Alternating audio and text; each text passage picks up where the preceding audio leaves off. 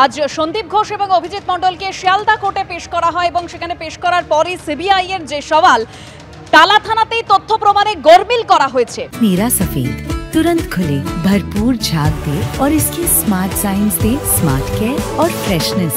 मेरी चॉइस मेरा सफेद।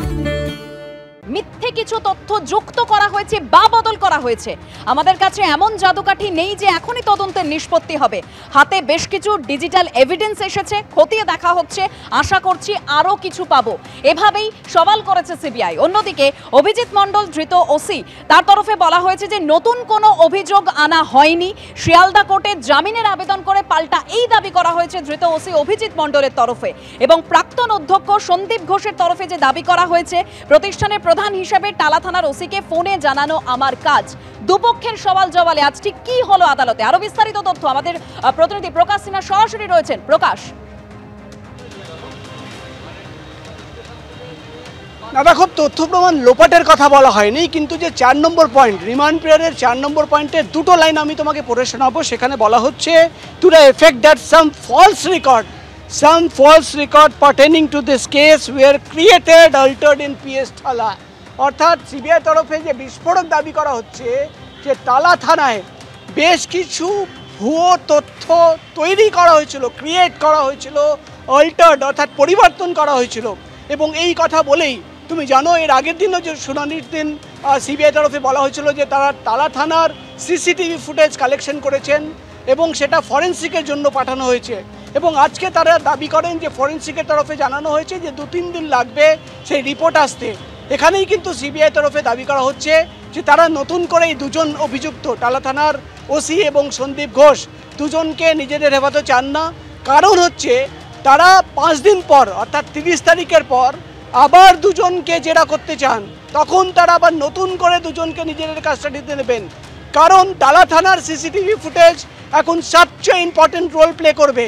অর্থাৎ সিসিটিভির ফুটেজে দেখা যাবে যে টালা থানায় কারা গিয়েছিল, কোন সময় গিয়েছিল, কতক্ষণ ধরে ছিল, এবং যে অভিযোগ সিবিআই তরফে লিখিতভাবে তাদের রিমান্ড পিরিয়ডে করা হচ্ছে যে টালা থানায় বসে ফলস রেকর্ড তৈরি করা হয়েছিল, ফলস রেকর্ড ট্যাম্পার্ড অর্থাৎ আল্টার্ড করা হয়েছিল, পরিবর্তন করা হয়েছিল, সেখানে কাদের কাদের ভূমিকা রয়েছে। অর্থাৎ যে লর্জার কনস্পিরেসির কথা বারবার বলা হচ্ছে এবং সিবিআই তরফে বলা হচ্ছে যে এভিডেন্স ট্যাম্পার্ড করা হয়েছে, এভিডেন্স তৈরি করা হয়েছে, সেই কথাই কিন্তু আজকে লিখিতভাবে অর্থাৎ টালা থানার ভূমিকা নিয়ে আবার প্রশ্ন তোলা হলো সিবিআই এর তরফে।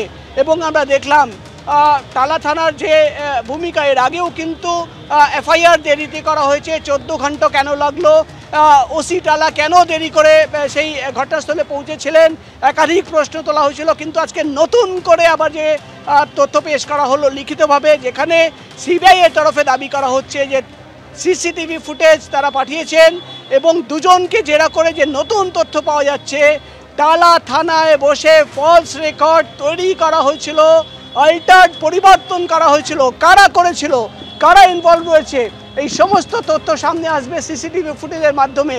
ফরেন্সিক রিপোর্টের অপেক্ষা করছেন এবং সিবিআই তরফে যেটা বলা হয় যে তাদের হাতে কিন্তু কোনো ম্যাজিক স্টিক নেই, একদিনে তারা মামলার তদন্ত শেষ করতে পারবেন না।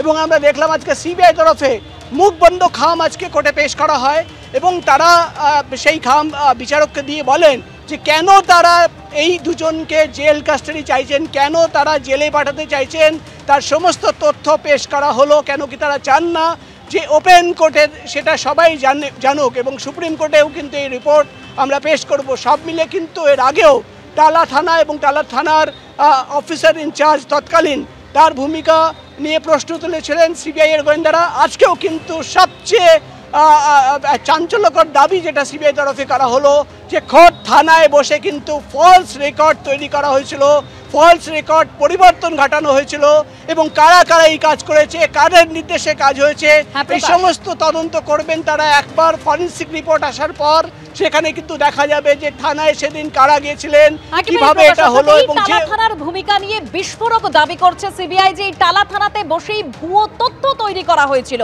এবং তার জন্য টালা থানার সিসিটিভি ফুটেজ অত্যন্ত গুরুত্বপূর্ণ এবং সেই সিসিটিভি ফুটেজের অপেক্ষায় রয়েছে গোয়েন্দারা।